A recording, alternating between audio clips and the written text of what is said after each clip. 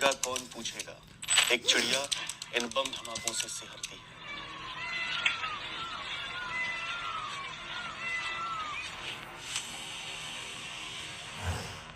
हैदराबाद में 400 एकड़ में फैला वन क्षेत्र को नीलाम करने का फैसला आया है।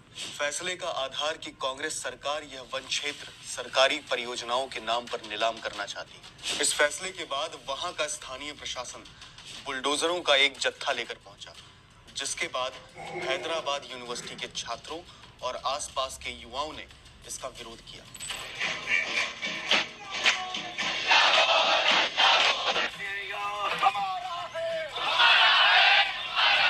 इस विरोध को सोशल मीडिया का बल मिलने के बाद वहां के आसपास के और छात्र इकट्ठा हो गए और जवाब में पुलिस ने उन पर लाठियां बरसा दी और यह रिपोर्ट लिखे जाने तक 53 छात्रों को अब तक गिरफ्तार कर लिया गया है। दरअसल हैदराबाद विश्वविद्यालय के छात्रों और पर्यावरण की रक्षा से जुड़े लोगों का दावा है कि जिस भूमि की नीलामी की जा रही है वह वन क्षेत्र है, क्योंकि यहाँ सिर्फ हरियाली ही नहीं, समृद्ध जैव विविधता भी मौजूद है। इंडियन एक्सप्रेस में छपी एक रिपोर्ट बताती है कि आसपास के लोगों का कहना है कि इस वन क्षेत्र में 237 पक्षी प्रजातियां, दुर्लभ स्टार कछुए, 15 स्तनधारी जीव और ना जाने कितने कीड़े मकोड़े रहते हैं। यही नहीं, इस क्षेत्र में एक महत्वपूर्ण जल स्रोत भी है।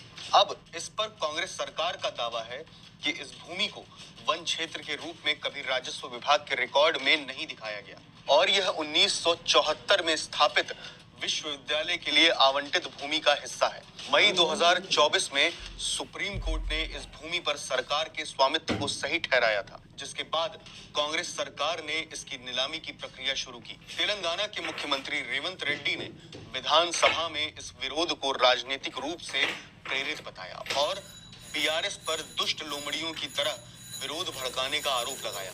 उन्होंने कहा कि इस क्षेत्र में कोई बाघ या हिरण नहीं है, बस कुछ दुष्ट लोमड़ियां हैं जो विकास को रोकने की कोशिश कर रही हैं। रेवंत रेड्डी का यह बयान उनकी पर्यावरण के प्रति असंवेदनशीलता को उजागर करता है। तेलंगाना हाईकोर्ट में याचिकाकर्ताओं ने 1996 के सुप्रीम कोर्ट के एक फैसले का हवाला दिया है, जिसमें कहा गया है कि अगर किसी भूमि में हरियाली है तो उसे वन क्षेत्र माना जाएगा, भले ही वह राजस्व रिकॉर्ड में ना दिखे। पर्यावरणविदों का तर्क है कि इस भूमि को राष्ट्रीय उद्यान घोषित किया जाना चाहिए, न कि इसे नीलाम कर कंक्रीट का जंगल बना देना चाहिए। इसी बीच बुधवार को तेलंगाना हाईकोर्ट ने कांग्रेस सरकार को 3 अप्रैल यानी गुरुवार तक इस 400 एकड़ जमीन पर कोई कदम आगे बढ़ाने से रोक दिया है। यानी रेवंत रेड्डी सरकार अगली सुनवाई तक यहाँ ना तो कोई पेड़ उखाड़ पाएगी और ना ही जेसीबी मशीन चलवा सकेगी।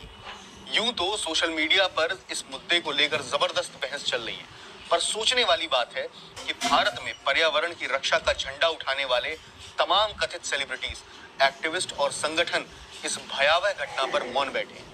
यही बॉलीवुड सेलिब्रिटीज जो मुंबई के आरे मेट्रो रोड के विरोध में अपनी मुखरता जाहिर करते रहे हैं, आज अपने मुंह पर साइलेंट का टेप चिपका कर बैठे हैं। क्या इसलिए कि इस बार जिम्मेदार कांग्रेस सरकार है? क्या पर्यावरणीय